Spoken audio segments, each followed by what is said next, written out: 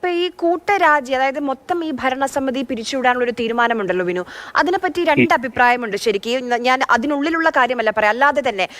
കാരണം അതിന്റെ ആവശ്യമുണ്ടായിരുന്നു. തെരഞ്ഞെടുക്കപ്പെട്ട ഒരു ഭരണസമിതിയാണ്. അതിൽ ഈ ആരോപണ വിധേയരായവർ മാത്രം മാറി നിന്നാൽ പോരെ, ബാക്കിയുള്ളവർക്ക് തുടർന്നുകൂടായിരുന്നു. ഇപ്പോൾ ജനറൽ സെക്രട്ടറി സ്ഥാനം സിദ്ദിഖ് ഒഴിയുന്നു. ശരി, ആ സ്ഥാനത്തേക്ക് മറ്റാരെങ്കിലും, സ്വാഭാവികമായും കെൽപ്പുള്ള മറ്റാരെങ്കിലും കൊണ്ടുവരായിരുന്നില്ലേ? മൊത്തം ഈ ഭരണസമിതി പിരിച്ചുവിടേണ്ട ഒരു ആവശ്യം ഉണ്ടായിരുന്നോ എന്ന് ചോദിക്കുന്നവരുണ്ട്. അല്ല, നമുക്ക് ഒരു സംഘടനാപരമായിട്ട് നമ്മുടെ ഇന്റേണലി സംസാരിക്കുന്ന പല കാര്യങ്ങളും ഉണ്ടാവും. അപ്പം നമുക്ക് കൃത്യമായി ഇതിൽ നിന്ന് മാറി നിന്ന് ജനറൽ ബോഡിയിലേക്ക് പോകുമ്പോൾ ജനറൽ ബോഡിയുടെ അഭിപ്രായമാണ് നമുക്ക് വേണ്ടത്. അപ്പം അതിനു വേണ്ടിയിട്ട് ഒരു മെജോറിറ്റി തീരുമാനം അതിലേക്ക് വരുമ്പോൾ നമ്മൾ ഒരു സംഘടനാ മര്യാദ എന്ന് പറയുന്നത് അതിന്റെ കൂടെ നിൽക്കുക എന്നുള്ളതാണ്. നമ്മളുടെ കൺസേൺസും നമുക്ക് കൃത്യമായി അതിന് ഉത്തരങ്ങൾ കിട്ടുമ്പോൾ നമ്മൾ ആ മെജോറിറ്റി തീരുമാനത്തിന്റെ കൂടെ നിൽക്കുക എന്നുള്ളതാണ്. അത് സത്യം പറഞ്ഞാൽ അതാണ് ഞാൻ ചെയ്തിട്ടുള്ളത്.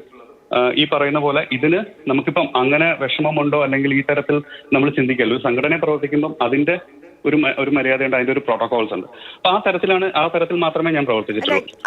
ആ സംഘടനയ്ക്കകത്ത് നിന്ന് ഇങ്ങനെ ചർച്ചകൾ നടന്നപ്പം വിനു ചോദിച്ചില്ലേ എന്തിനീ കൂട്ടരാജ്യം, അതിന്റെ ആവശ്യമുണ്ടോ എന്ന് ചോദിച്ചിരുന്നോ?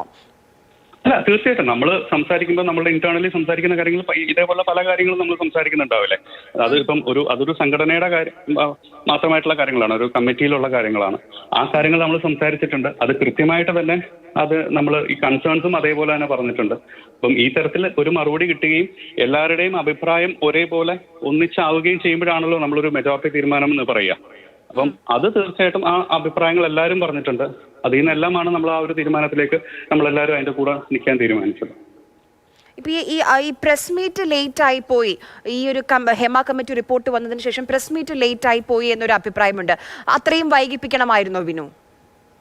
അല്ല, അത് തീർച്ചയായിട്ടും എല്ലാവരും പറഞ്ഞ അവരുടെ ഇത്, കാരണം അന്ന് നമ്മളൊരു പ്രോഗ്രാമിന്റെ ഇതിലൊക്കെ ആയിരുന്നു, അതിനകത്തായിരുന്നു എല്ലാവരും ഉണ്ടായിരുന്നത്. നമ്മുടെ മെജോറിറ്റി ആയിരുന്നു നമ്മളിത് പറയേണ്ട, അല്ലെങ്കിൽ പ്രസിനോട് നമുക്ക് ഇതിൽ കൃത്യമായിട്ട് അഭിപ്രായങ്ങൾ പറയേണ്ട ആൾക്കാരെല്ലാം അതിന്റെ ഭാഗമായിട്ട് നിൽക്കുകയായിരുന്നു. ചിലപ്പോൾ അതുകൊണ്ടായിരിക്കാം അങ്ങനെ ഒരു സിറ്റുവേഷനിലേക്ക് നമ്മൾ ലേറ്റ് ആയി പോകുമെന്നാണ് എനിക്ക് തോന്നുന്നത്.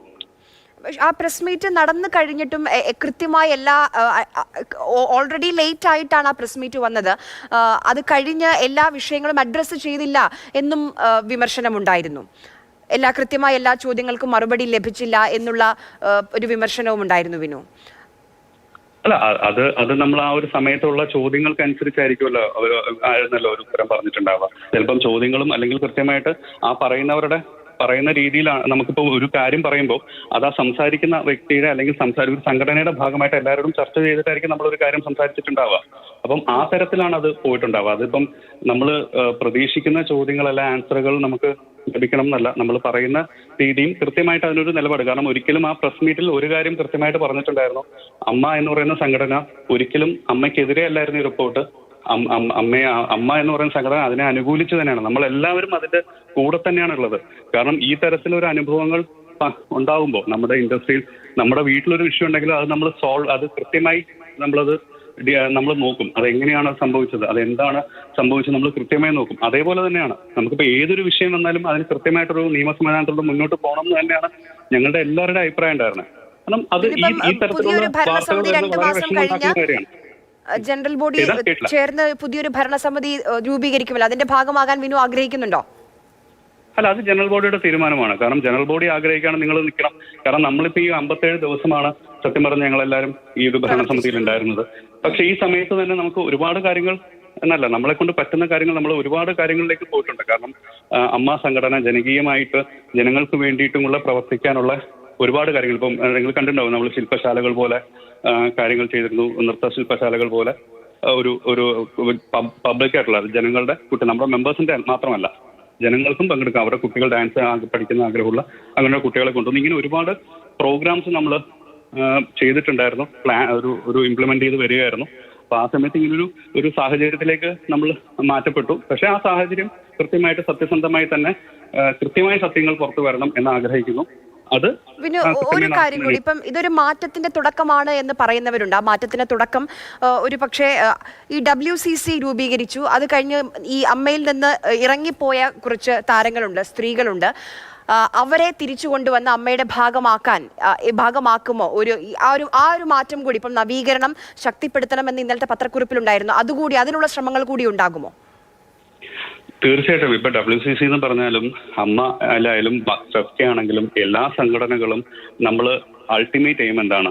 സിനിമ നന്നായിട്ട് പോവുക, സിനിമയിൽ അഭിനയിക്കുന്ന ആളുകൾക്ക്, സ്ത്രീകൾക്ക്, എല്ലാവർക്കും, എല്ലാ കുട്ടികളുണ്ട്, സ്ത്രീകളുണ്ട്, പല കൊച്ചു കുട്ടികൾ തൊട്ട് നമ്മൾ സിനിമയിൽ അഭിനയിക്കുന്നുണ്ട്. അപ്പൊ ഇവർക്കെല്ലാം സുരക്ഷിതമായ ഒരു പ്രവർത്തന സ്ഥലം, അല്ലെങ്കിൽ ഇവർക്ക് എല്ലാവർക്കും കൃത്യമായിട്ടുള്ള ഒരു എന്താ പറയുക, ഒരു സുരക്ഷിതത്വം കൊടുക്കുക എന്നുള്ളതാണ് എല്ലാ സംഘടനകളും ആലോചിക്കുക അല്ലേ? ഇപ്പം സിനിമയിൽ അഭിനയിക്കുന്നവരായാലും ടെക്നീഷ്യൻസ് ആയാലും ഇവർക്കെല്ലാം ഇതിനാണ് എല്ലാ സംഘടനകളും നിലകൊള്ളുന്നത്. അതിന്റെ ഒരു ബേസിക് തോട്ട് അത് തന്നെയാണ്.